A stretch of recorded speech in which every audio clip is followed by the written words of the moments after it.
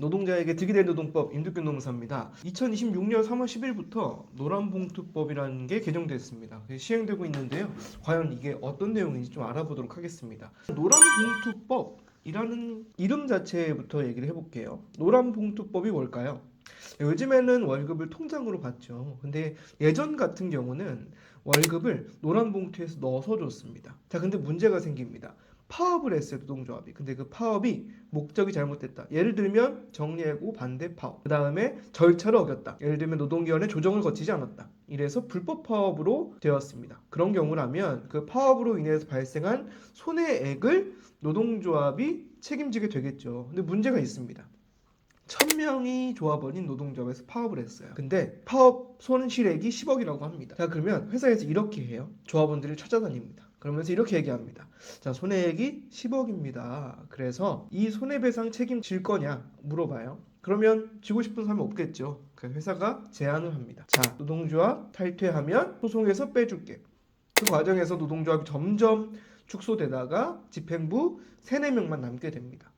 그러면 1000명일 때 10억이었으니까 3명 남았으니까 많이 줄어들었겠죠? 그렇지 않습니다. 법원에서는 손해배상액은 그대로 유지된다 이렇게 판단하고 있어요. 그래서 3명이 10억에 대해서 손해를 책임져야 되는 상황이 발생합니다. 그러면 회사에서는 월급을 압류하게 되겠죠. 그런 과정에서 노란봉투를 압류해서 안 주게 될 겁니다. 파업이 불법이라고 한다면 그거에 따른 손해를 책임져야 되겠지만 3명에서 10억 이런 과도한 손해배상은 너무한 거 아니냐, 노란봉투를 압류하지 마라 라는 운동이 노란봉투법 개정 운동이었습니다. 근데 이게 몇십 년 됐단 말이에요.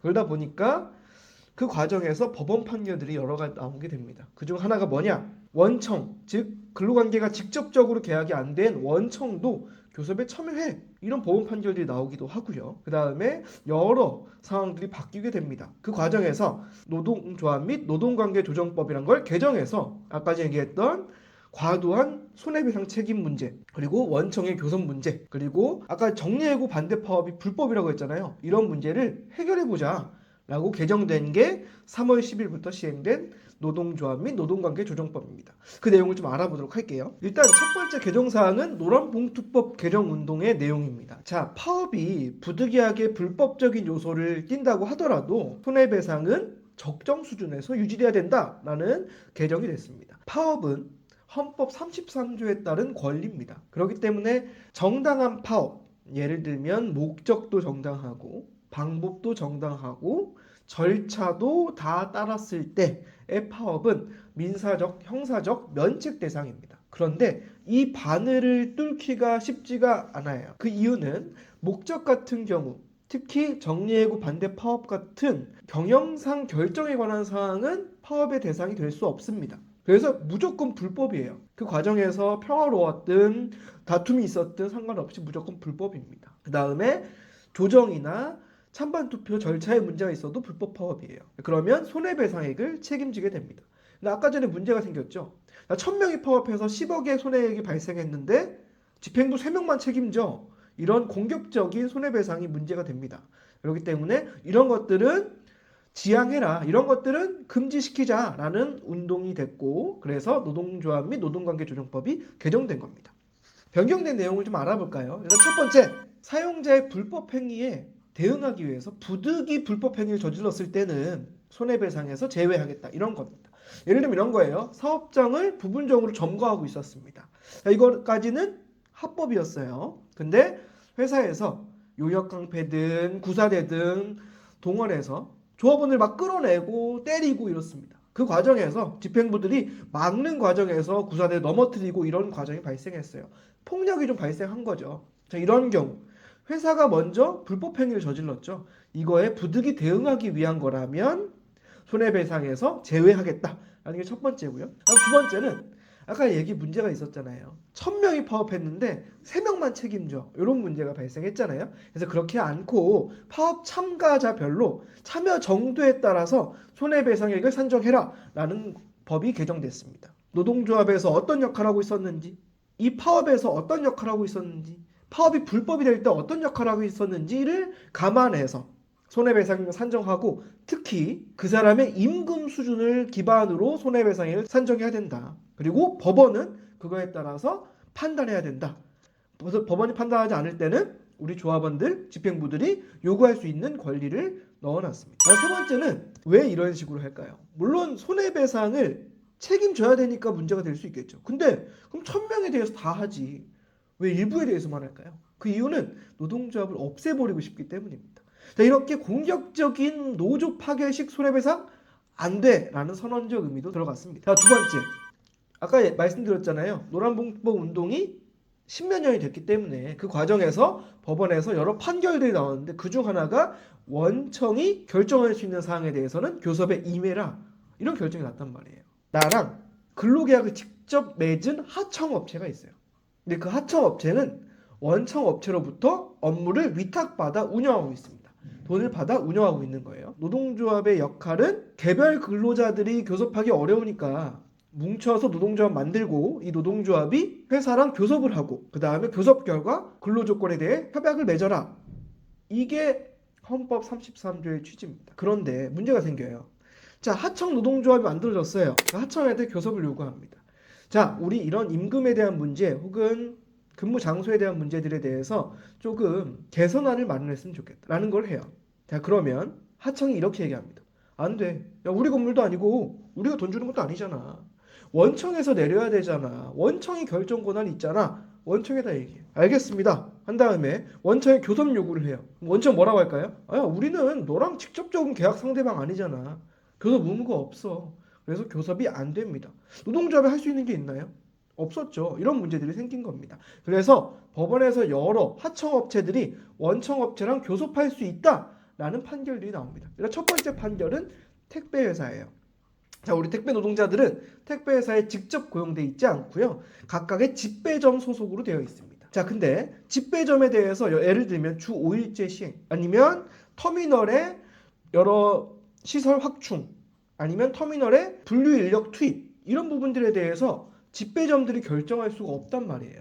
자, 그러면 택배회사에 찾아가서 얘기를 하게 됩니다. 택배회사는 안 돼. 우리랑 직접적인 계약 상대방 아니잖아. 라고 했는데 법원에서는 아니야. 택배회사 너네가 택배 노동자들과 직접 계약은 안 했더라도 이 택배 노동자들의 근로조건에 실질적이고 구체적으로 지배 결정할 수 있다면 그 사안에 대해서는 교섭해.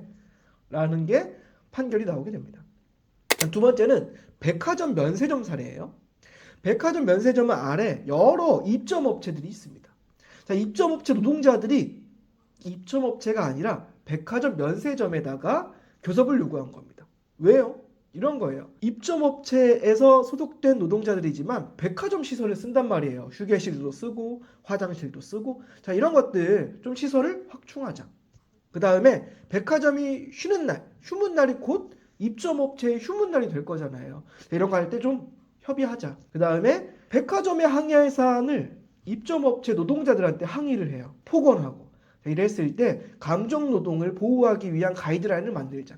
이런 것들을 교섭을 요구했습니다. 이때도 마찬가지로 백화점 면세점이 실질적이고 구체적으로 지배 결정할 수 있는 사안은 그거에 따라서 교섭에 임해라 라는 판결이 나오게 됩니다. 자, 그래서 법이 개정됐습니다. 그래서 노동조합법 같은 경우는 사용자가 확대됐습니다. 그래서 아까 말씀드린 것처럼 이 하청 노동자들의 근로조건을 실질적이고 구체적으로 지배 결정할 수 있는 원청은 그 사안에 대해서만큼은 사용자로서 교섭에 임해라 이런 개정이 되었습니다. 세 번째로는 아까 말씀드렸잖아요. 왜 불법 파업이 됐죠? 목적이 잘못됐다는 거예요. 목적이 어떤 목적이었죠? 정리해고 반대, 구조조정 반대, 사업매각 반대 이런 것들입니다. 이상하지 않아요? 자, 몇천 명이 날려가는 정리해고 반대 파업인데 이게 불법이래요. 가만히 있으래요. 잘리래요. 이런 거잖아요.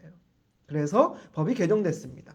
기존에는요. 파업을 하려면 아까 말씀드렸죠. 절차상 노동위원회에 조정을 신청을 해야 됩니다.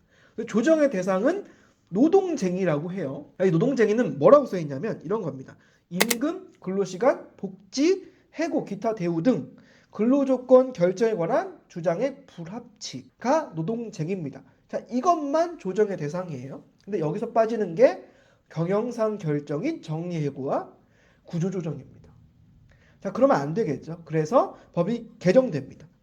자, 어떻게 개정되느냐? 이렇게 개정돼요. 근로조건에 영향을 미치는 사업 경영상의 결정에 관한 주장, 즉 정리해고 결정, 구조조정 결정, 사업 매각에 따른 정리해고 결정, 이런 집단적으로 해고되는 사안들 같은 경우는 근로조건 결정에 관여되어 있는 경영상 결정이잖아요. 자, 이런 것들도 조정의 대상이 되고 조정을 거쳐 파업의 대상이 되게 하겠다라는 거고요. 그 다음에 기존 단체 협약을 체결했어요.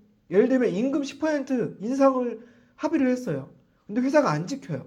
자, 이러면 또 이거 가지고 파업할 수 없었습니다. 노동청에 신고만 가능했거든요. 자, 이것도 개정됐습니다. 그래서 단체 협약에서 이미 결정된 사항을 이행하지 않을 때도 파업할 수 있도록 바뀌게 되었습니다.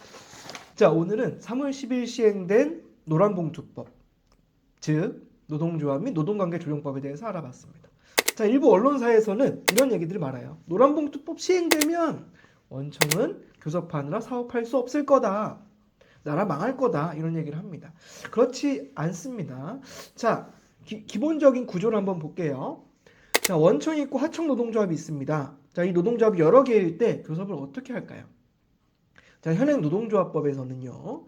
자, 회사 내 여러 노동조합이 있잖아요. 그러면 회사가 개별 노동조합에 교섭하기 어렵잖아요. 그러니까 교섭창구 단일화라는 걸 거쳐서 교섭 대표 노동조합을 만들거나 아니면 교섭 방식을 결정하게 됩니다. 자, 원청 노조와 하청 노조도 마찬가지예요. 그래서 노동부에서는 이렇게 판단합니다.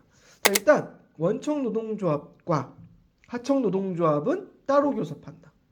대신에 원청 노동조합도 여러 노동조합이 있을 수 있고요. 하청 노동조합은 훨씬 많겠죠. 자, 그러면 각각 원청 노동조합은 원청 노동조합대로, 하청 노동조합은 하청 노동조합대로 교섭 창구 단일화를 거쳐서 교섭을 요구해라. 그 과정에서 하청 노동조합이 여러 개일 수 있잖아요. 제조 쪽 하청, 청소 쪽 하청, 사무 쪽 하청, 여러 개 다양할 수 있잖아요. 그러면 이 과정에서 교섭단위 분리를 신청해라. 이렇게 하고 있습니다. 즉 일부 언론에서 얘기하는 것처럼 하청 노조와 교섭하느라 사업할 수 없다라는 거는 사실 좀 다른 거죠. 노란봉투법 개정의 주요 내용은 이런 겁니다. 자, 불법 파업이라고 하더라도 사람을 죽일 정도로 손해배상을 책임지게 하지 마라. 파업의 정도, 파업의 참여 정도, 그 다음에 역할, 그 다음에 임금 수준에 반영해서 손해배상을 적정하게 결정해라 라는 거 타당하지 않나요? 그 다음에 교섭 관련해서 결정할 수 있는 사람도 교섭에 참여해라. 당연하지 않나요? 정리해고 반대 파업. 우리 70% 날린다는데 파업하지 마. 잘못됐잖아요. 이런 부분들 현실을 반영해서 개정된 거다라고 생각하시면 좋을 것 같습니다. 네, 노동자의 득이 되는 노동법. 오늘 내용은 여기까지입니다. 자, 다양한 내용들이 궁금한 사항들이 있을 거예요. 그럼 댓글 달아주셨으면 좋겠고요. 더 노동자에게 득이 되는 노동법은 계속 돌아오도록 하겠습니다. 구독과 좋아요 부탁드립니다.